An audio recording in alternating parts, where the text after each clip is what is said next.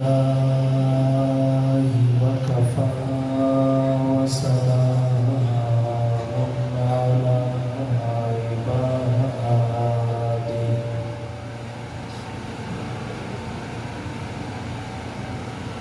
سلام على عباده الذين اصطفى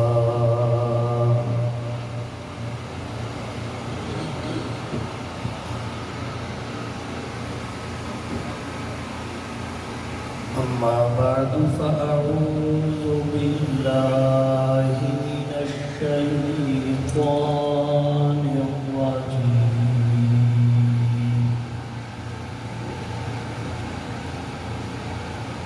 بسم الله الرحمن الرحيم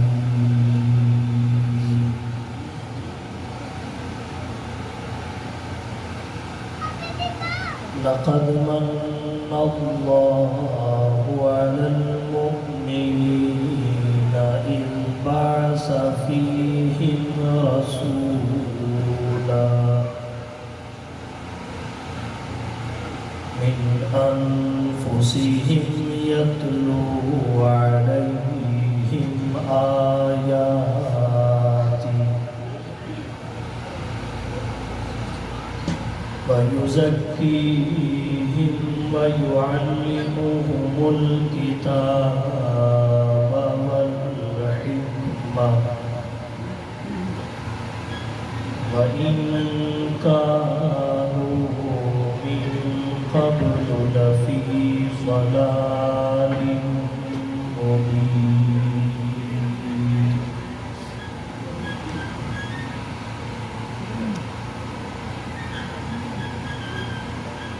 وقال النبي صلى الله عليه وسلم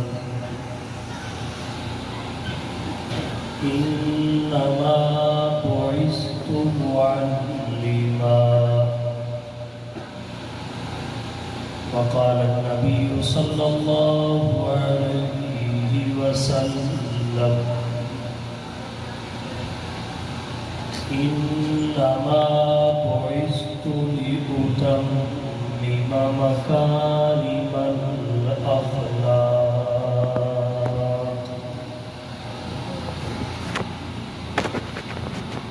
سبحان ربك رب العزة عما يصفون وسلام على المرسلين والحمد لله رب العالمين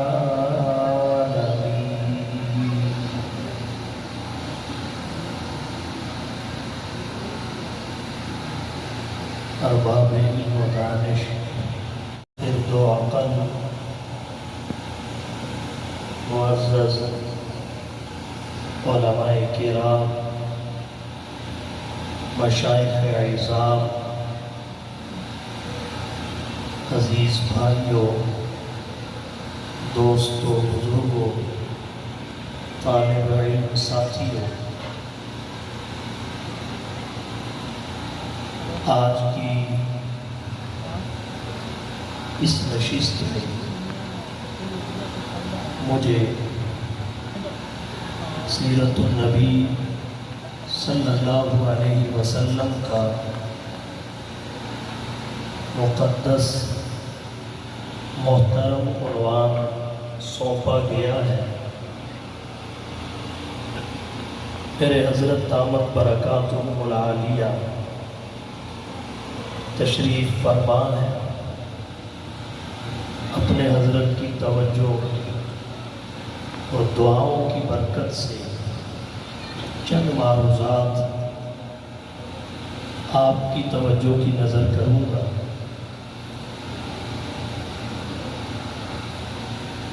عنوان پر گفتگو کے لیے قرآن کریم کی ایک آیت کریمہ کا اولاً جناب نبی کریم صلی اللہ علیہ وسلم کی دو احادیث مبارکہ کا ثانیاً میں نے سہارا لیا ہے، جس آیت کریمہ کو میں نے پڑھا ہے اس میں اللہ تعالیٰ نے 5 باتوں کا ذکر فرمایا ہے، امور خمسہ کا بیان ہے۔ نمبر 1، اللہ نے اپنے 2 احسانات کا ذکر فرمایا۔ پہلا احسان حضور کی ذات گرامی کو رسول بنا کر بھیجا۔ نمبر 2، جن کے لیے بھیجا انہی کی جنس اور نوع سے بھیجا۔ یہ 2 احسانات۔ پھر بھیجے ہوئے پیغمبر کی 2 منصبی ذمہ داریوں کو ذکر فرمایا۔ نمبر 1، تعلیم کتاب و سنت۔ نمبر 2، تزکیہ نفس، تصفیہ قلب اور تہذیب باطن۔ 4 امور۔ 5واں، وَإِن كَانُوا مِن قَبْلُ لَفِي ضَلَالٍ مُبِينٍ۔ 2 احسانات اور 2 ذمہ داریوں کے ساتھ حضور کی ذات گرامی کو بھیجنے کی وجہ اور سبب، جو آیت کریمہ کے آخری الفاظ میں مذکور ہے، وَإِن كَانُوا مِن قَبْلُ لَفِي ضَلَالٍ مُبِينٍ۔ انہی 5 امور کی کچھ وضاحت کروں گا۔ جناب نبی کریم صلی اللہ علیہ وسلم کی سیرت، عظمت، اور اس کے ساتھ ساتھ حضرت مفتی صاحب رحمۃ اللہ علیہ کی خدمات، ان سب پر اسی آیت کریمہ کی روشنی میں کچھ باتیں کروں گا۔ سب سے پہلے اللہ کے پہلے احسان کا ذکر، لَقَدْ مَنَّ اللَّهُ عَلَى الْمُؤْمِنِينَ۔ البتہ تحقیق اللہ نے بے مثل، بے مثال، بے بدل احسان فرمایا۔ اہل ایمان، لَقَدْ مَنَّ اللَّهُ عَلَى الْمُؤْمِنِينَ۔ من اس احسان کو کہتے ہیں جس کی مثل نہیں ہوتی، نظیر نہیں ہوتی۔ اگر کسی نعمت کی مثل اور نظیر ہو، اس نعمت کو احسان کہتے ہیں۔ نعمت بے نظیر ہو اسے من کہتے ہیں۔ احسان کی مثل ہوتی ہے، الجزاء الاحسان الا الاحسان۔ من کی مثل نہیں ہوتی۔ اللہ نے حضور صلی اللہ علیہ وسلم کی بعثت کے لیے لفظ من کا استعمال فرما کر یہ بات بتا دی کہ محمد صلی اللہ علیہ وسلم اللہ کے خزانے میں ایک ہے۔ آپ اللہ کے خزانے میں ایک ہیں۔ حسینہ جمیلہ نہ منہ موڑ دیتا، حسینہ جمیلہ نہ منہ موڑ دیتا، محمد بنا رب قلم توڑ دیتا۔ پہلا احسان، آپ کی ذات گرامی کو رسول بنا کر بھیجنا۔ لَقَدْ مَنَّ اللَّهُ عَلَى الْمُؤْمِنِينَ۔ البتہ تحقیق اللہ نے بے بدل انعام فرمایا اہل ایمان پر۔ سوال یہ ہے، حضور صلی اللہ علیہ وسلم کی ذات گرامی اہل ایمان تک محدود نہیں ہے۔ آپ کی ذات گرامی اہل ایمان تک محدود نہیں ہے۔ اللہ نے حضور صلی اللہ علیہ وسلم سے فرمایا، قل، اے حبیب فرما دیجیے، یا ایہا الناس، اے روئے زمین کے انسانوں، انی رسول اللہ الیکم جمیعا، مجھے تم سب کی جانب رسول بنا کر بھیجا گیا۔ پتہ چلا آپ کی ذات گرامی فقط مومنوں مسلمانوں کے لیے نہیں، جمی انسانوں کے لیے ہے۔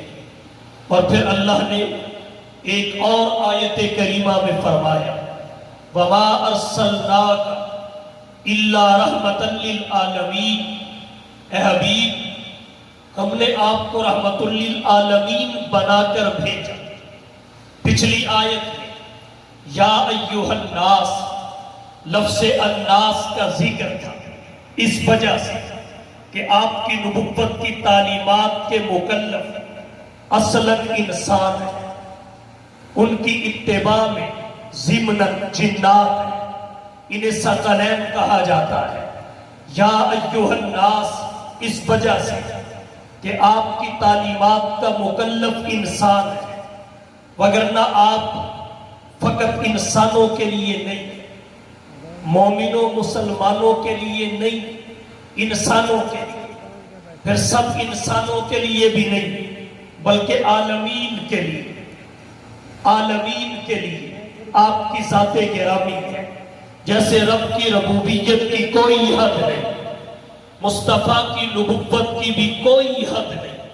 یا صاحب الجوال ویا سید البشر، یا صاحب الجوال ویا سید البشر من وجهك المنیر لقد نور القمر لا يمكن الثناء کما کان حقه بعد از خدا بزرگ توئی۔ قصہ مختصر، وہ رب آپ شاہ عرب، وہ خدا آپ مصطفیٰ، اس کی ربوبیت، آپ کی نبوت، اس کی الوہیت، آپ کی ختم نبوت، اس کے لیے قرآن الحمدللہ رب العالمین کہے، آپ کے لیے قرآن وما ارسلناک الا رحمۃ للعالمین کہے، اس کی خدائی، آپ کی مصطفائی، یہ ساری کائنات رب کی ربوبیت کے لیے، ون یونٹ اکائی مصطفیٰ کی نبوت کے لیے، ون یونٹ اکائی وہ رب العالمین، آپ رحمت للعالمین۔ تو عرض میں نے یہ کیا، اللہ نے فرمایا لقد من اللہ علی المؤمنین، البتہ تحقیق اللہ نے بے بدل انعام فرمایا اہل ایمان پر۔ سوال یہ ہے آپ کی ذات گرامی فقط مومنوں مسلمانوں کے لیے نہیں بلکہ جمیع انسانوں کے لیے ہے۔ پھر الناس کا لفظ جس سے پوری انسانیت مراد ہے، یہ بھی فقط اس لیے کہ آپ کے احکامات، آپ کی نبوت کی تعلیمات کا مکلف انسان ہے، وگرنہ آپ کی ذات گرامی انسانوں تک بھی محدود نہیں۔ وما ارسلناک الا رحمۃ للعالمین، آپ کائنات کے ذرے ذرے کے لیے ہے، آپ فقط انسانات کے نبی نہیں ہیں۔ جہاں آپ انسانات کے نبی، وہی جنات کے نبی، حیوانات کے نبی، نباتات کے نبی، جمادات کے نبی، حشرات کے نبی، زمین کی پستی کے نبی، آسمان کی بلندی کے نبی، زمین و زمان کے نبی، کون و مکان کے نبی، بر و بحر کے نبی، شمس و قمر کے نبی، لوح و قلم کے نبی، شجر و حجر کے نبی، خشک و تر کے نبی، شام و سحر کے نبی، سورج کی حرارت کے نبی، چاند کی برودت کے نبی، ستاروں کی کہکشاؤں کے نبی، گلستانوں کے سبزوں کے نبی، سمندروں کی چولانیوں کے نبی، دریاؤں کی روانیوں کے نبی، پہاڑوں کی مضبوطیوں کے نبی، باقی فقط نبی، آپ نبیوں کے بھی نبی، باقی فقط رسول، آپ رسولوں کے بھی رسول، باقی فقط پیغمبر، آپ پیغمبروں کے بھی پیغمبر، باقیوں کی نبوت تو پھیلی، آپ کی نبوت ذاتی، باقیوں کی نبوت محدود، آپ کی نبوت غیر محدود، باقیوں کا کلمہ فقط امتوں نے پڑھا، آپ کا کلمہ آدم تا عیسیٰ نبوتوں نے پڑھا، باقیوں نے امامت امتوں کی کرائی، آپ نے امامت شب معراج نبوتوں کی کروائی، باقیوں کے پاس فقط شفاعت کا اعزاز، خاتم الانبیاء کے پاس شفاعت کبریٰ و عظمیٰ کا تاج، اس سے بھی بڑھ کے کہنا چاہوں گا مرسلین کے پاس اللہ کی کتاب، خاتم المرسلین کے پاس اللہ کا کلام، انبیاء و رسول کا معراج امتحان کی صورت میں، مصطفیٰ کا معراج انعام کی صورت میں، انبیاء کا معراج فرش زمین پہ، مصطفیٰ کا معراج بھی عرش بری پہ۔ آپ کی ذات گرامی فقط مومنوں مسلمانوں کے لیے ہی نہیں، انسانوں کے لیے ہے، فقط انسانوں کے لیے بھی نہیں، جہانوں کے لیے ہے۔ وَمَا أَرْسَلْنَاكَ إِلَّا رَحْمَةً لِلْعَالَمِينَ۔ سوال یہ ہے پھر اللہ نے اس احسان کو فقط اہل ایمان کو سامنے رکھ کے ذکر کیوں کیا؟ لَقَدْ مَنَّ اللَّهُ عَلَى الْمُؤْمِنِينَ۔ اہل علم نے جواب یہ لکھا ہے، آپ کی ذات گرامی، آپ کی ذات گرامی کی برکات اگرچہ عالمین کے لیے ہے، لیکن آپ صلی اللہ علیہ وسلم کی ذات گرامی سے نفع اہل ایمان نے اٹھایا، آپ کی قدر اہل ایمان نے کی۔ جیسے قرآن ہے تو ھدی للناس، لیکن اس کی ہدایت سے نفع متقین نے اٹھایا، تو اللہ نے ان کی حوصلہ افزائی کے لیے ھدی للمتقین فرما دیا۔ بالکل اسی طرح حضور کی شان یہ ہے، وَمَا أَرْسَلْنَاكَ إِلَّا رَحْمَةً لِلْعَالَمِينَ، لیکن اس رحمت کی قدر اہل ایمان نے کی۔ اللہ نے انہیں پوری کائنات کی مخلوقات سے ممتاز کرتے ہوئے ان کی حوصلہ افزائی کرنے کے لیے فرمایا، محمد آئے ہی گویا تمہارے لیے۔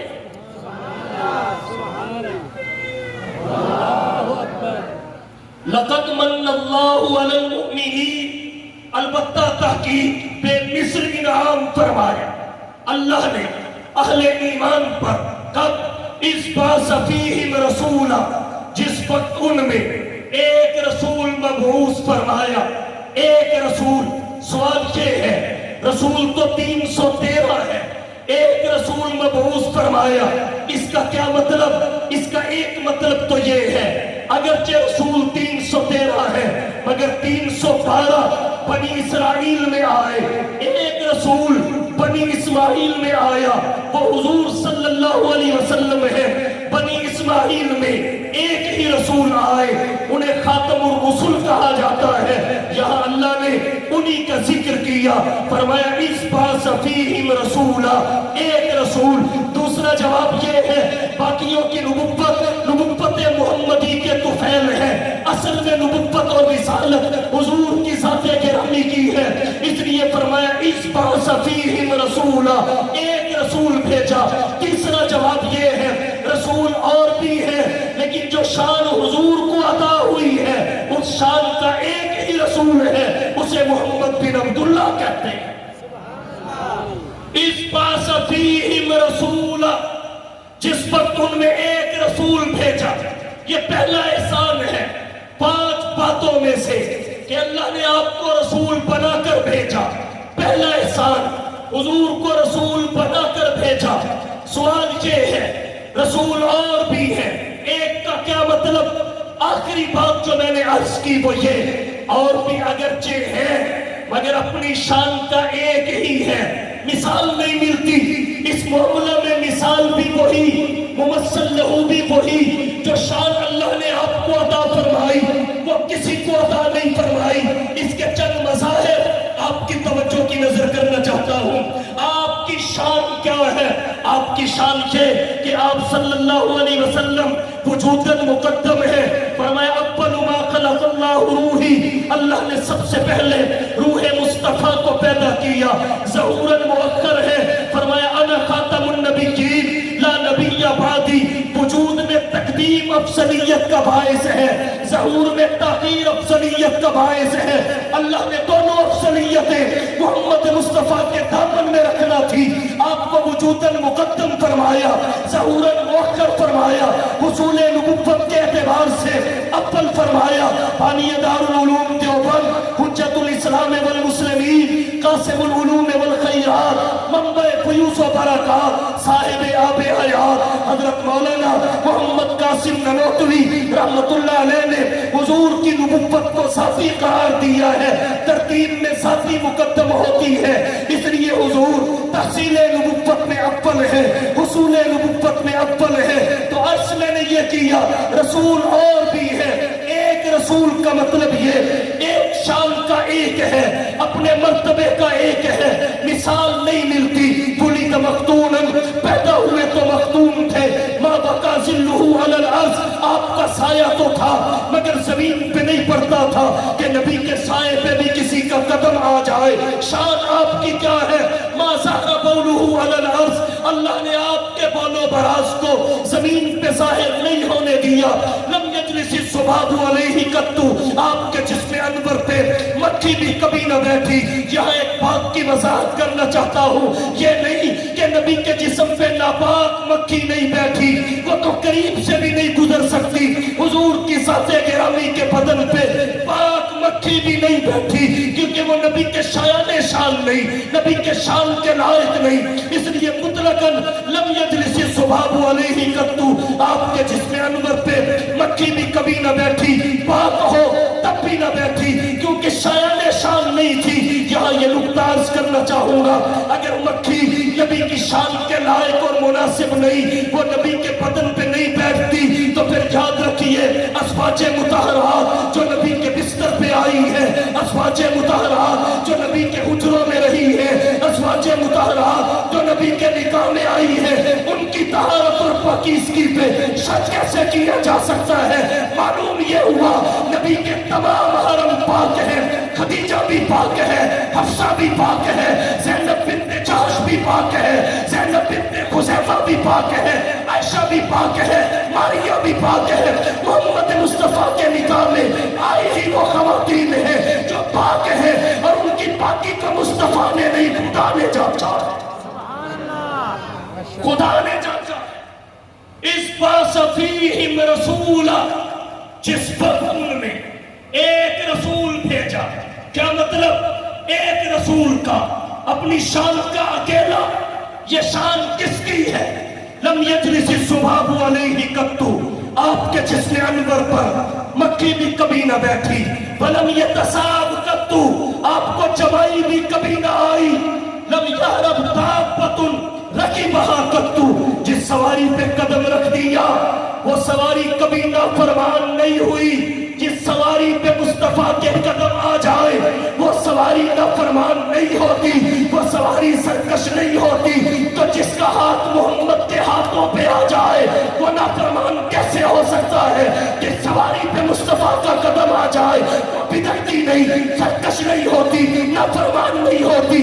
جن صحابہ کے ہاتھ مصطفیٰ کے ہاتھوں میں آئے، جن صحابہ کی نمازیں مصطفیٰ کے پیچھے لگا ہوئی، جن صحابہ نے تعلیم درسگاہ نبوی میں حاصل کی، وہ کیسے سرکش ہو سکتے ہیں، کیسے نافرمان ہو سکتے ہیں؟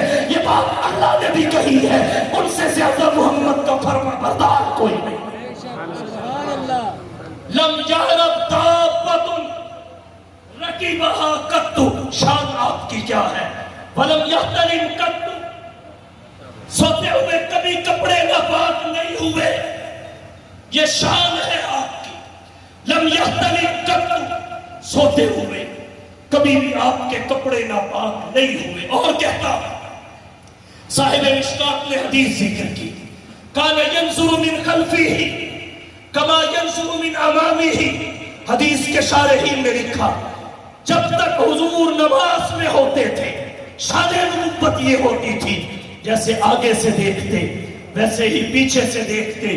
کان اذا جلس بین قوم کتفاہ اعلی منہ، جب آپ کسی مجلس میں بیٹھتے کوئی کتنا ہی دراز قد کیوں نہ ہوتا، مصطفیٰ سے اونچا تو نظر آنا دور کی بات، آپ کے برابر بھی نظر نہیں آتا تھا۔ جتنا بھی دراز قد ہوتا مصطفیٰ سے چھوٹا دکھتا، مصطفیٰ سب سے اونچے نظر آتے، سب سے اونچے، سب سے اونچے۔ ہاں، کان ینظر من خلفہ کما ینظر من امامہ، کان اذا جلس بین قوم کتفاہ اعلی منہ، آپ مجلس میں بیٹھتے سب سے اونچے دکھائی دیتے۔ تنام عیناہ ولا ینام قلبہ، جب آپ سوتے آپ کی فقط آنکھیں سوتی تھی، آپ کا دل اس وقت بھی جاگتا تھا۔ یہی وجہ ہے اہل علم نے استنباط کیا کہ نیند ہر ایک کے حق میں ناقض وضو ہے، مصطفیٰ کے حق میں ناقض نہیں ہے۔ حضور صلی اللہ علیہ وسلم کا انتقال پرملال ہوا، صحابہ کی مقدس جماعت کہہ رہی تھی حضور وفات پا چکے ہیں۔ حضرت عمر بن خطاب رضی اللہ تعالی عنہ ماننے کو تیار نہیں تھے۔ اس اختلاف کی وجہ کیا تھی؟ معمولی شخصیت کا اختلاف نہیں تھا، حضرت عمر بن خطاب رضی اللہ تعالی عنہ کا اختلاف تھا۔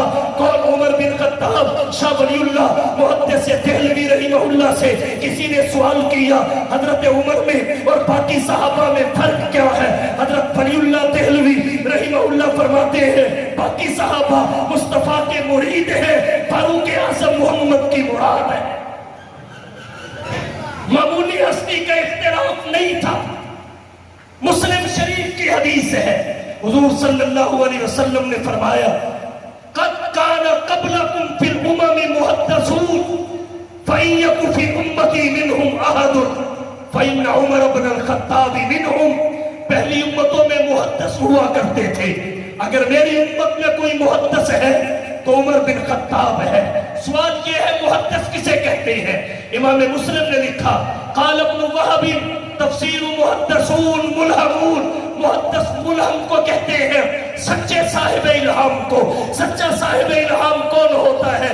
اس کے حقیقت کے درمیان جتنے بھی پردے ہو اللہ ہٹا دے اور جہاں کہیں بھی بیٹھا ہو حقیقت اس کے سامنے آ جائے، اسے ملہم، اور ملہم کو محدث کہتے ہیں۔ یہ شان اس امت میں حضرت عمر بن خطاب کی تھی، منبر پہ کھڑے ہیں، کہاں دیکھ لیا اور پھر صدا بلند کی یا ساریت الجبل، یا ساریت الجبل۔ آج لوگ کہتے ہیں قرآن حضرت عمر کی رائے پہ اترتا تھا، جبکہ حقیقت یہ ہے قرآن ازلی اور ابدی کلام ہے۔ جب کچھ نہیں تھا قرآن کریم اس وقت بھی تھا، دنیا بعد میں بنی، قرآن پہلے کا ہے، دنیا بعد میں قائم ہوئی، قرآن پہلے کا ہے، مصطفیٰ بعد میں آئے، قرآن پہلے کا ہے، عمر بعد میں پیدا ہوئے، قرآن پہلے کا ہے۔ تو قرآن حضرت عمر کی رائے پہ نہیں اترتا تھا، جو اترنا ہوتا تھا وہ حضرت عمر پہ پہلے کھل جاتا تھا، کیونکہ حضرت عمر اس امت کے محدث قرار پائے، پہلے کھل جاتا تھا۔ تو پھر حضرت عمر وہی کہتے تھے جب اترنا ہوتا تھا۔ معمولی شخصیت کے اختلاف نہیں تھا، اس لیے اہل علم نے اس کی جانب بڑی توجہ دی ہے، اس اختلاف سے بڑے نکات اخذ کیے ہیں۔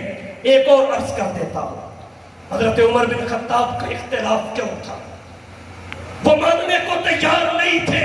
اہل علم نے لکھا ہے صحابہ کی نظریں حضور صلی اللہ علیہ وسلم کی آنکھوں پہ تھی، صحابہ کی نظریں حضور کی آنکھوں پہ تھی، اور آپ کی آنکھیں سوئی تھی، اور حضرت عمر کی نظر حضور کے دل پہ تھی، اور دل مصطفیٰ بیدار ہے، دل مصطفیٰ بیدار ہے۔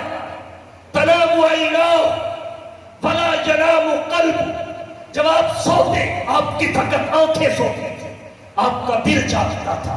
اس باس فیہم رسول، ایک رسول اپنی شان کے اکیلے، اپنی شان کی اکیلے، مثال بھی خود، ممثل لہو بھی خود، بے مثل، بے نظیر، بے بدل۔ لقد من اللہ علی المؤمنین اس باس فیہم رسولا۔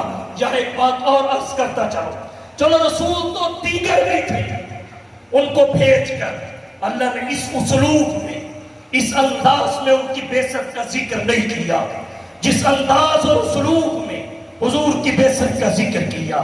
اس کی کیا وجہ ہے؟ میرا ذوق اور وجدان کہتا ہے وجہ یہ ہے کہ دیگر انبیاء کے آنے سے قصر نبوت کی تعمیر تو ہوئی، تکمیل نہیں ہوئی۔ دیگر انبیاء کے آنے سے قصر نبوت کی تعمیر تو ہوئی، تکمیل نہیں ہوئی۔ حضور تشریف لائے تو تکمیل ہو گئی، اور جب تکمیل ہوتی ہے خوشی اس وقت منائی جاتی ہے، اس وقت خوشی بھی اپنی تکمیل کو پہنچ جاتی ہے۔ اس لیے فرمایا لقد من اللہ علی المؤمنین اذ بعث فیہم رسولا۔ تو اللہ کا ایک احسان یہ ہے کہ اللہ نے حضور کو رسول بنا کر بھیجا، اور یہ احسان باقی احسانوں سے بڑا ہے، یہ احسان باقی احسانوں سے بڑا ہے۔ آپ کہیں گے کیوں؟ اس لیے کہ دنیا والے سب کچھ دے دیتے ہیں، اپنا محبوب کوئی کسی کو نہیں، اور اگر کوئی دے دے وہ محب ہوتا ہی نہیں، وہ محب ہوتا ہی کہاں ہے؟ اپنا محبوب کوئی کسی کو نہیں دیتا۔ اللہ کی 85 سخاوت ملاحظہ کیجیے، اس نے ہم جیسے گناہگاروں کو اپنا محبوب دیا ہے، ہم جیسے گناہگاروں کو اپنا محبوب دیا ہے۔ اور پھر ایک بات اور عرض کرتا ہوں، فقط محبوب ہی نہیں دیا بلکہ پہلے سب کچھ محبوب کو دیا، پہلے سب کچھ محبوب کو دیا۔ اِنَّا أَعْطَيْنَاكَ الْكَوْثَرَ، اے حبیب ہم نے آپ کو کوثر عطا کیا۔ صاحب بحر محیط نے کوثر کے 26 معنی لکھے ہیں، کس کو ذکر کیا جائے کس کو ذکر نہ کیا جائے۔ حضرت عبداللہ بن عباس رضی اللہ تعالی عنہ سے امام بخاری رحمت اللہ علیہ نے کوثر کا ایک انتہائی جامع معنی ذکر کیا۔ حضرت عبداللہ بن عباس کہتے ہیں الکوثر الخیر الکثیر آتاہ اللہ ایاہ، کوثر اس خیر کثیر کو کہتے ہیں جو اللہ نے فقط آپ کو عطا کیا۔ سوال یہ ہے خیر کثیر کسے کہتے ہیں؟ امام انقلاب حضرت مولانا ابو الکلام صاحب آزاد رحمہ اللہ فرماتے ہیں خیر کثیر ہر معاملے کی اچھائی اور بھلائی، خیر کثیر ہر معاملے کی اچھائی اور بھلائی کو کہتے ہیں جو اللہ نے آپ کی ذات گرامی کو عطا کی۔ نبوت کا معاملہ ہو اوروں کے پاس بھی ہے، لیکن نبوت کا اعلیٰ فرد کس کے پاس ہے؟ امت کا معاملہ ہو دیگر انبیاء کے پاس بھی ہے، لیکن خیر الامت کس کی ہے؟ وحی کا معاملہ ہو دیگر رسولوں کے پاس بھی ہے، لیکن وہ وحی جو اللہ کی صفت قرار پائے، جو مخلوق کے دائرے سے نکل جائے، جو حادث نہ ہو، فانی نہ ہو، قدیم ہو، وہ وحی اللہ نے صرف مصطفیٰ کو عطا کی۔ شفاعت کا اعلیٰ فرد بھلے شفاعت اور انبیاء بھی کریں گے، لیکن اعلیٰ فرد شفاعت کا حضور کی ذات گرامی کے پاس ہے، جسے شفاعت کبریٰ کہتے ہیں۔ یہاں سے باقیوں کے لیے باب شفاعت کھلے گا۔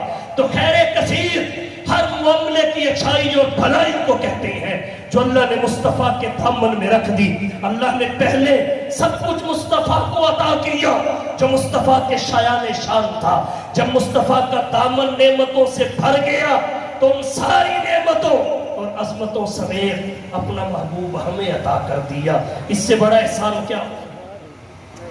سب کچھ محبوب کو عطا کیا۔ اور پھر چلے یہاں اس صورت کا خلاصہ ذکر کر کے آگے بڑھتا ہوں۔ محبت دیکھیے، فرمایا حبیب اِنَّا أَعْطَيْنَاكَ الْكَوْثَرَ، ہم نے آپ کو کوثر عطا کیا، ہم نے آپ کو کوثر عطا کیا، خیر کثیر۔ ہم آپ کو کوثر دے کے آپ کے ہو گئے، ہم آپ کو کوثر دے کے آپ کے ہو گئے۔ یہ کوثر کتنی بڑی نعمت ہے، مصطفیٰ سے زیادہ کوئی نہیں جانتا۔ اس لیے نعمت کی طرح نعمت جیسا شکر ادا کیجیے۔ اور وہ کیسے ہوگا؟ فَصَلِّ لِرَبِّكَ وَانْحَرْ، اپنے رب کے لیے نماز پڑھیے اور قربانی کیجیے۔ اللہ سب کچھ آپ کو دے کے جو آپ کے شایان شان تھا آپ کے ہو گئے، آپ سب کچھ اس کے لیے کر کے اس کے ہو جائیے۔ وہ آپ کا، آپ اس کے۔ ان نشانیہ کا هو الابتر، آپ کا دشمن نظر بھی نہیں۔ ان نشانیہ کا هو الابتر۔ تو اللہ کا سب سے بڑا احسان یہ ہے اس نے ہمیں اپنا محبوب دیا، اور ایسے ہی نہیں دیا، پہلے سب کچھ محبوب کو دیا جو محبوب کے شایان شان تھا۔ جب محبوب کا دامن عظمتوں سے بھر گیا تو پھر محبوب ہم جیسے گناہگاروں کو دے دیا۔ اب ہم جیسے گناہگاروں کی بھی کوئی ذمہ داری ہے کہ نہیں؟ تو یہ سب سے بڑا احسان ہے۔ اِذْ بَعَثَ فِيهِمْ رَسُولًا، دوسرا احسان کیا ہے؟ مِنْ أَنفُسِهِمْ، جن کو دیا انہی میں سے، انہی کی جن سے، انہی کی نو سے۔ انسانوں کے لیے انسان کامل، بشر کے لیے سید البشر۔ مِنْ أَنفُسِهِمْ، حضور صلی اللہ علیہ وسلم اگر بالفرض والمحال قضیہ فرضیہ کے طور پہ انسانوں کی جانب آخری رسول بن کے نہ آتے، پھر جبرائیل ہی کیوں نہ آ جاتے، وہ ہمارے لیے نمونہ نہیں بن سکتے، ہمارے لیے نمونہ نہیں بن سکتے تھے، کیونکہ ان کی خواہشات وہ نہیں جو ہماری ہیں، ان کی ضروریات وہ نہیں جو ہماری ہیں، تو وہ ہمارے لیے عملی لحاظ سے نمونہ نہ بن سکتے۔ یہ اللہ کا دوسرا احسان ہے، ہمیں مشکل سے نکالا، آپ کو رسول بنا کے بھیجا، جن کے لیے بھیجا انہی کی جنس اور نوع سے بھیجا۔ اس کی زیادہ وضاحت میں نہیں جانا چاہتا، تو دو احسان آپ کو رسول بنا کے بھیجنا، نمبر 2 جن کے لیے بھیجا انہی کی جنس اور نوع سے بھیجنا۔ اب آئیے اگلی بات کی طرف، بھیجے ہوئے کی ذمہ داریاں کیا ہیں؟ تیسری اور چوتھی بات، 2 ذمہ داریوں کے ساتھ حضور صلی اللہ علیہ وسلم کی ذات گرامی کو بھیجا گیا، 2 ذمہ داریوں کے ساتھ۔ ایک ذمہ داری تعلیم کتاب و سنت کی، دوسری ذمہ داری تزکیہ نفس، تصفیہ قلب اور تہذیب باطن کی، جس کے بارے میں شیخ الاسلام والمسلمین علامہ شبیر احمد صاحب عثمانی رحمہ اللہ لکھتے ہیں، تزکیہ کے بعد انسان گناہوں کی طرح، تو انسان انبیاء کی طرح گناہوں سے معصوم تو نہیں ہو جاتا، البتہ حفاظت میں ضرور آ جاتا ہے، حفاظت میں ضرور آ جاتا ہے۔ 2 ذمہ داریاں، نمبر 1 تعلیم کتاب و سنت، نمبر 2 تزکیہ نفس، تصفیہ قلب۔ تعلیم کتاب و سنت یہ ایک ذمہ داری، تزکیہ نفس دوسری ذمہ داری۔ اہل علم نے تعلیم کتاب و سنت کو علم شریعت کا نام دیا، تزکیہ نفس کو علم تصوف اور طریقت کا نام دیا۔ گویا شریعت ہو یا تصوف اور طریقت، یہ مصطفیٰ کی ذمہ داریاں ہیں۔ جس طرح حضور صلی اللہ علیہ وسلم سے شریعت ہم تک پہنچی ہے، ایسے ہی تصوف اور طریقت بھی حضور صلی اللہ علیہ وسلم سے ہم تک پہنچا ہے۔ مشکات شریف کتاب العلم میں روایت آتی ہے، حضرت ابو ہریرہ رضی اللہ تعالی عنہ راوی ہے، فرماتے ہیں حافظت من رسول اللہ صلی اللہ علیہ وسلم وعاء، میں نے رسول اللہ سے 2 برتن لیے، 2 برتن، اما احدہما فبسطتہ، ایک میں نے کھول کے تمہارے سامنے رکھ دیا، واما الاخر فلو بسطتہ تطیع ھذا البلعوم، اور دوسرے کو اگر اس وقت تمہارے سامنے کھول دوں تو میری شارت کاٹ دی جائے۔ گویا اس وقت متعدد وجوہ کی بنا پہ اس کی وضاحت مناسب نہیں تھی۔ حضرت ابو ہریرہ نے ان 2 کا ذکر کیا۔ اہل علم نے کہا ایک برتن علم شریعت کا ہے، دوسرا علم تصوف اور طریقت کا ہے۔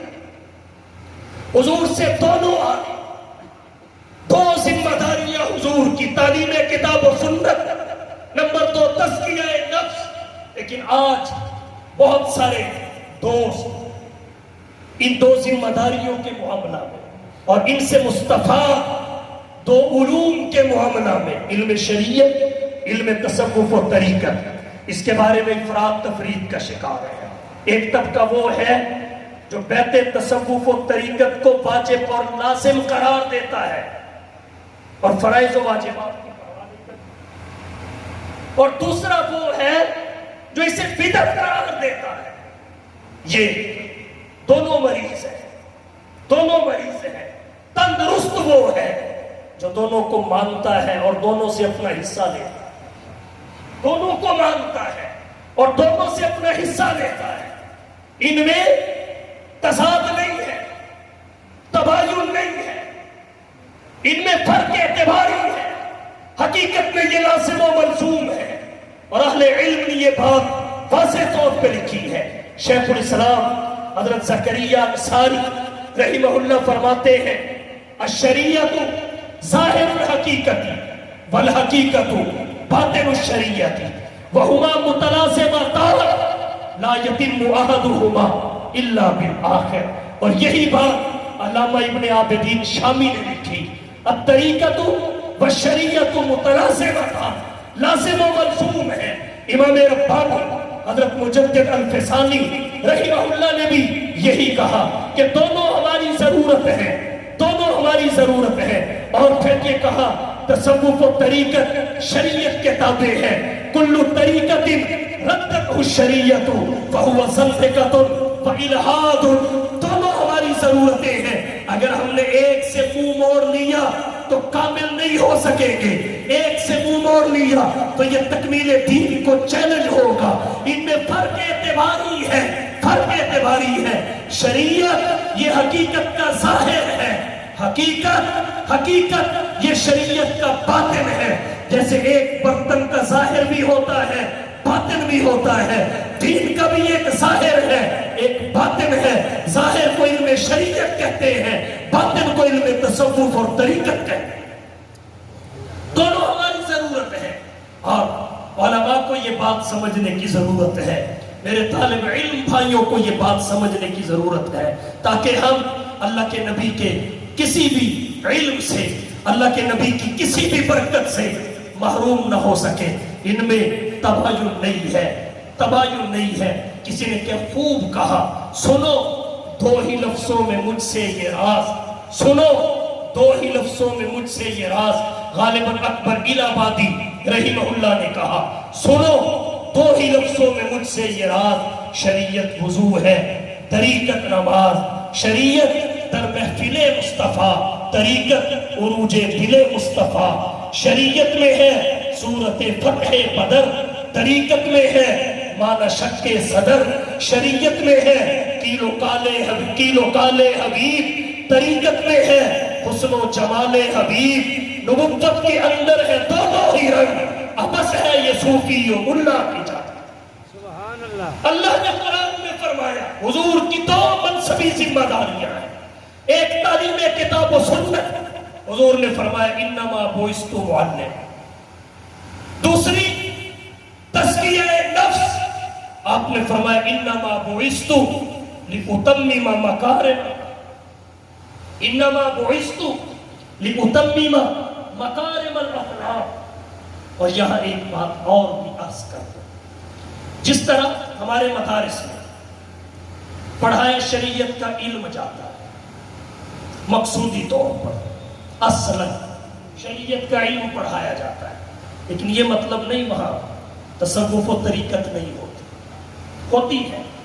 وہ علم شریعت کے تابع، علم شریعت کے تابع ہوتی ہے.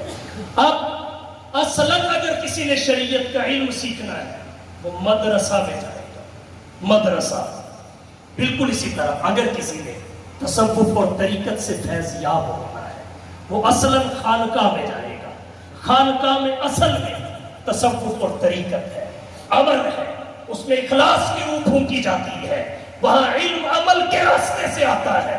اور اہل علم نے یہ بات لکھی ہے، جو علم عمل کے راستے سے آئے وہ کبھی بھولتا نہیں. جو علم عمل کے راستے سے آئے وہ کبھی بھولتا نہیں ہے. جیسے ہمارے مدارس میں علم کا امتحان ہوتا ہے عمل کرنا. ہمارے بہت سارے طلباء کی شلواریں بھی ٹخنوں سے نیچے نظر آتی ہیں. امتحان علم کا ہے. البتہ یہ انہیں پتہ ہے کلی کسے کہتے ہیں، جزئی سے کسے کہتے ہیں، مبتدا کی شرطیں کیا ہے، خبر کی شرطیں کیا ہے، جملہ اسمیہ کا پہلا جز کون سا ہوتا ہے، دوسرا کون سا ہوتا ہے، یہ انہیں پتہ ہے کیونکہ مقصود ہی ہے. دوسری طرف بعض دفعہ ایسے بھی ہوتا ہے باہر نکلے، ٹوپی اتاری، پف نکالا اور دوڑ لگا. جہاں جو مقصود ہے وہاں اس کی طرف پوری توجہ، جو ضمنن ہے اس کی طرف اتنی توجہ نہیں ہوتی.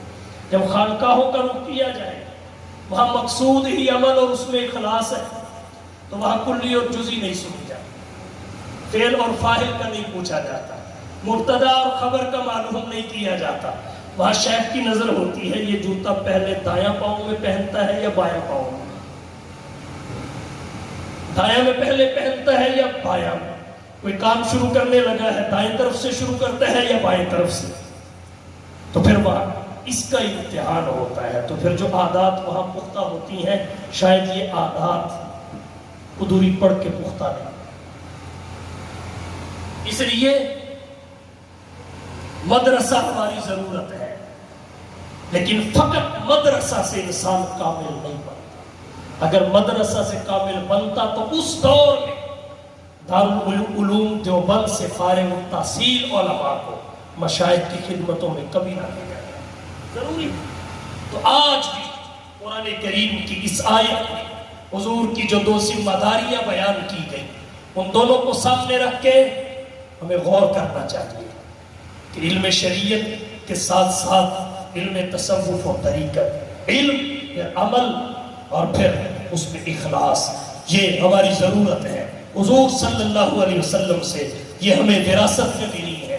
تو حضور کی دو ذمہ داریاں، ایک تعلیم کتاب و سنت، دوسری تزکیہ نفس۔ آخری بات، حضور کو ان ذمہ داریوں کے ساتھ بھیجا کیوں گیا؟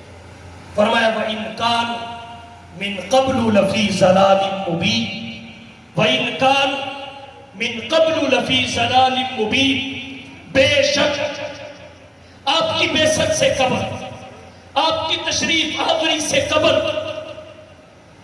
وَإِن كَانُوا مِن قَبْلُ لَفِي ضَلَالٍ مُبِينٍ، لوگ فقط گمراہی میں مبتلا نہیں تھے بلکہ گمراہی کے گہرے دلدل میں پھنس چکے تھے، گہرے دلدل میں۔ حضور صلی اللہ علیہ وسلم تشریف لائے، پھر آپ کے آنے کی برکات دیکھیے، جتنا گہرا اندھیرا اتنا ہی واضح اجالا۔ یا ایھا النبی انا ارسلناک شاہدا ومبشرا ونذیرا وداعیا الی اللہ باذنہ وسراجا منیرا۔ جتنا گہرا اندھیرا اتنا ہی بڑا اور طاقتور اجالا، سراجا منیرا، سراجا منیرا۔ پھر آپ کے آنے کی دیر تھی، دنیا نے دیکھا ضلالت گئی، ہدایت آئی، جہالت گئی، علمیت آئی، بغاوت گئی، اطاعت آئی، شقاوت گئی، سعادت آئی، اجنبیت گئی، اپنائیت آئی، جفا گئی، وفا آئی، بڑھ گیا، قربتیں پھیلی۔ حضور صلی اللہ علیہ وسلم کے آنے کی دیر تھی، دنیا نے رنگ ہی بدل دیا۔ حضور کے آنے کی دیر تھی، کایا ہی پلٹ گئی۔ لوگوں نے آپ صلی اللہ علیہ وسلم کے آنے سے پہلے کے حالات اور آپ کے آنے کی بات کی برکات کو سامنے رکھتے ہوئے اپنے جذبات کا مختلف طریقوں سے اظہار کیا۔ کسی نے یوں کہا آقا درفشانی نے تیری قطروں کو دریا کر دیا، درفشانی نے تیری قطروں کو دریا کر دیا، دل کو روشن آنکھوں کو بینا کر دیا، خود نہ تھے جو راہ پر اوروں کے ہاتھی بن گئے، کیا نظر تھی جس نے مردوں کو مسیحا کر۔ حضور صلی اللہ علیہ وسلم ان ذمہ داریوں کے ساتھ اس لیے بھیجے گئے کہ کفر عروج پہ پہنچ چکا تھا، گمراہی طاقتور ہو چکی تھی، اندھیرے گہرے ہو چکے تھے۔ اب حضور صلی اللہ علیہ وسلم کی آمد ہی ان کو بھگا سکتی تھی، اس لیے آپ کو سراج منیر قرار دیا گیا۔ آپ کے آنے کی دیر تھی، دنیا نے پھر انقلاب دیکھا، صنم پرست سمت پرست بنے، باطل پرست حق پرست بنے، اپنی ہی عزتوں پہ میلی نگاہ رکھنے والے دوسروں کی عزتوں کے محافظ بنے، جو علائے عرب مقام صحابیت پہ پہنچے، اونٹوں کے چرواہے تہذیب و تمدن کے امام بنے۔ حضور صلی اللہ علیہ وسلم کے آنے کی دیر تھی، دنیا کی کایا پلٹ گئی، دیکھا پہلے کیا تھے پھر کیا ہو گئے۔ حضور صلی اللہ علیہ وسلم نے ایسی تعلیم دی، ایسی تربیت کی کہ جنہیں کبھی اونٹ چرانے نہیں آتے تھے، پھر کیسر و کسرا ان کا نام سن کر لرزنے لگے، ہوائیں پیغام پہنچانے لگی، خشک دریا رکا دیکھ کے بہ پڑے، اور ان کو اللہ نے کیا مقام دیا، چلتے زمین پہ تھے، قدموں کی آہٹ جنت پہ سنائی دیتی تھی۔ وہ نبی کی تعلیم و تربیت کا شاہکار تھے، نبی کی تعلیم و تربیت کا شاہکار تھے، اس لیے ساری کائنات کے انسان مل کر بھی ان کی گردے راہ کو نہیں پہنچ سکتے۔ غلط کہتا ہے جو یہ کہتا ہے ہم رجال ونحن رجال، صحابہ بھی بندے تھے، ہم بھی بندے ہیں، وہ بھی مرد تھے، ہم بھی مرد ہیں۔ یاد رکھیے بندوں میں بھی فرق ہوتا ہے، جو تو انبیاء بھی بندے ہیں، لیکن کون کسی نبی جیسا ہو سکتا ہے؟ باپ کی ساری انسانیت مل کر بھی کسی صحابی کی گردے راہ کو نہیں پہنچ سکتی۔ وہ مصطفیٰ کی تعلیم و تربیت کا شاہکار تھے، وہ انبیاء کی طرح پوری انسانیت سے افضل تو نہیں تھے، مگر انبیاء کے بعد ساری انسانیت سے افضل ضرور تھے۔ انبیاء کے بعد محفوظ مغفور عند اللہ مقبول ضرور تھے. اور کہنا چاہوں گا ان پہ قرآن اگرچہ اترا تو نہیں ہے مگر وہ قرآن کے بنی مخاطب اور محافظ ضرور تھے. وہ اسلام کے اوامر و نواہی کے موجب تو نہیں تھے مگر اسلام کے بنی ناقل اور شارع ضرور تھے. وہ نبویت اور نبوت کے درمیان واسطہ تو نہیں تھے مگر نبوت اور امت کے درمیان واسطہ ضرور تھے. جو نبوت سے لیتے تھے امت کو دیتے تھے, نبوت سے پڑھتے تھے امت کو پڑھاتے تھے, نبوت سے سیکھتے تھے امت کو سکھاتے تھے, نبوت سے سنتے تھے امت کو سناتے تھے, نبوت سے جانتے تھے امت کو بتاتے تھے. ان سے خدا کا سرزد ہو جانا عادت کے طور پہ نہیں, اللہ کی حکمت اور مشیت کے تحت کبھی کبھار, وہ بھی پہلے اور دوسرے درجے کے صحاب سے نہیں تیسرے اور چوتھے درجے کے صحاب ماعز اسدی جیسے سے خدا کا سرزد ہو جانا ثابت تو ہے مگر ذمے میں باقی نہ رہنا یقینی ضرور ہے. ان کے قبضہ میں انسانیت کی ہدایت تو نہیں ہے مگر یاد رکھیے پوری انسانیت کے لیے ذریعہ ہدایت اور نمونہ عمل ضرور ہے. کیوں؟ اس لیے کہ وہ نبی کی محنت کا ہے خلاصہ, وہ نبی کی محنت کا ہے خلاصہ. علم و عمل کے پیکر زہد و برا صحابہ مشن جن کا دین مدی کا غلبہ, کتنے غیور اور جری تھے نبی کے صحابہ. وہ نبی کی تعلیم و تربیت کا شاہکار تھے. جیسے مصطفیٰ کو چھوڑ کر کوئی خدا تک نہیں پہنچ سکتا ایسے ہی صحابہ مصطفیٰ کو چھوڑ کر مصطفیٰ تک نہیں پہنچ سکتا. اور جب مصطفیٰ تک نہیں پہنچ سکتا تو خدا تک کیسے پہنچ سکتا؟ تو کچھ بھی کہتا پھرے. آج لوگ کہتے ہیں صحابہ معیار حق نہیں ہے. قرآن تو یہ کہتا ہے ایمان کا معیار بھی انہی کا ایمان. فَإِنْ آمَنُوا بِمِثْلِ مَا آمَنْتُمْ بِهِ فَقَدْ اهْتَدَوْا وَإِنْ تَوَلَّوْا فَإِنَّمَا هُمْ فِي شِقَاقٍ.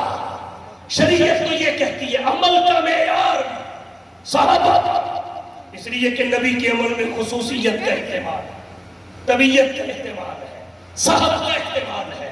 اور ہم تو اس عمل کو اپنی زندگی میں لاتے ہیں لا مخصوص بھی جو حضور کے ساتھ مخصوص نہ ہو, ولا تبع لہ آپ کی طبیعت بھی نہ ہو, ولا صحبا عنہ آپ سے صحب کے طور پہ بھی صادر نہ ہوا ہو. یہ کہاں سے پتہ چلے گا؟ جماعت صحابہ سے. گویا صحابہ کی جماعت وہ چھاننا ہے جس میں نبی کی زندگی کو رکھا جاتا ہے. پھر یہ چھاننا چلتا ہے جو عمل اوپر رہ جاتا ہے فقط نبوت کے لیے ہوتا ہے, جو نیچے نکل آتا ہے پوری امت کے لیے. عمل کا معیار بھی صحابہ کا ہے تو کیسے معیار حق نہیں ہے؟ وَمَن يُشَاقِقِ الرَّسُولَ مِن بَعْدِ مَا تَبَيَّنَ لَهُ الْهُدَىٰ وَيَتَّبِعْ غَيْرَ سَبِيلِ الْمُؤْمِنِينَ نُوَلِّهِ مَا تَوَلَّىٰ وَنُصْلِهِ جَهَنَّمَ وَسَاءَتْ مَصِيرًا. ہر دور کا سب سے بڑا فتنہ حضرات صحابہ کرام رضی اللہ تعالی عنہم اجمعین پر عدم اعتماد ہے. اگر کسی کو صحابہ پر اعتماد ہو وہ کبھی گمراہ نہیں ہو سکتا. جب صحابہ پہ اعتماد نہ رہے پھر انکار حدیث کا فتنہ بھی آتا ہے, انکار فقہ کا فتنہ بھی آتا ہے, پھر اور بہت سارے فتنے نمودار ہوتے ہیں. اس لیے یہ بات پلے باندھ لیجئے صحابہ کرام سے ہم نے کبھی بھی الگ نہیں ہوئے. معیار حق ہے, وہ نبی کی تعلیم و تربیت کا شاہکار ہے, نبی کی تعلیم و تربیت کا شاہکار ہے. اس لیے ہمارے بزرگ کہتے ہیں لے شوق سے نام صحابہ کا, لے شوق سے نام صحابہ کا, کر چرچا عام صحابہ کا, گر طلب ہے تجھ کو جنت کی دامن تھام صحابہ کا. صحابہ کرام ہماری طرح نہیں ہے, ہم ان کی طرح نہیں ہیں. ہم جس کے پیچھے نماز پڑھے وہ امتی, انہوں نے جس کے پیچھے نماز پڑھی نہ صرف نبی بلکہ نبیوں کے. میں آپ کو دیکھوں آپ کی تصویر میری آنکھوں, آپ مجھے دیکھیں میری تصویر آپ کی آنکھوں. صحابہ کی شان دیکھیے, وہ مصطفیٰ کو دیکھتے تھے مصطفیٰ کی تصویر ان کی آنکھوں میں, مصطفیٰ انہیں دیکھتے تھے ان کی تصویر مصطفیٰ کی آنکھوں میں. اگر کسی موقع پر کسی دینی حکمت کے تحت نبی نے ایک نبینہ صحابی سے رخ موڑ کر ایک سردار کی طرف کیا تو وہی آگے عبس و تولا, اللہ نے ہدایات دی لا تعدوا الا تعالوا تريد زينة الحياة الدنيا ولا تطع من أغفلنا قلبه عن ذكرنا واتبع هواه وكان أمره فرطا وقل الحق من ربكم فمن شاء فليؤمن ومن شاء فليكفر إنا أعتدنا للظالمين نارا. سید نور الحسن شاہ صاحب بخاری رحمہ اللہ نے الاصحاب فی الکتاب میں لکھا اللہ نے ایک نابینا صحابی کی دلجوئی پر پورے عالم کفر کے مستقبل کو قربان کر دیا. پوری امت سے افضل ہے وہ، نبی کی تعلیم و تربیت کا شاہکار ہے. حضور نے تعلیم کن کو دی؟ صحابہ کو. تربیت کن کی؟ صحابہ کی. قرآن کہتا ہے حضور صلی اللہ علیہ وسلم نے سب سے بگڑے ہوئے معاشرہ کو روئے زمین کا آئیڈیل معاشرہ بنا کے پیش کیا. اس لیے آپ کو یہ ذمہ داریاں دے کے بھیجا گیا. وَإِنْ كَانُوا مِنْ قَبْلُ لَفِي ضَلَالٍ مُبِينٍ. تو اللہ کے دو انعام، ایک حضور کو رسول بنا کے بھیجنا، نمبر دو جن کے لیے بھیجا انہی میں سے بھیجنا. حضور کی دو ذمہ داریاں، ایک تعلیم کتاب و سنت، دوسری تزکیہ نفس، اور پھر ایک وجہ وَإِنْ كَانُوا مِنْ قَبْلُ لَفِي ضَلَالٍ مُبِينٍ. آؤ دوستو ایک کام کریں، آؤ دوستو ایک کام کریں، اسوہ مصطفیٰ کو عام کریں. جن سے ہوتا ہے زمانے میں اجالا ان چراغوں کا اہتمام کریں. وآخر دعوانا ان الحمدللہ رب العالمین.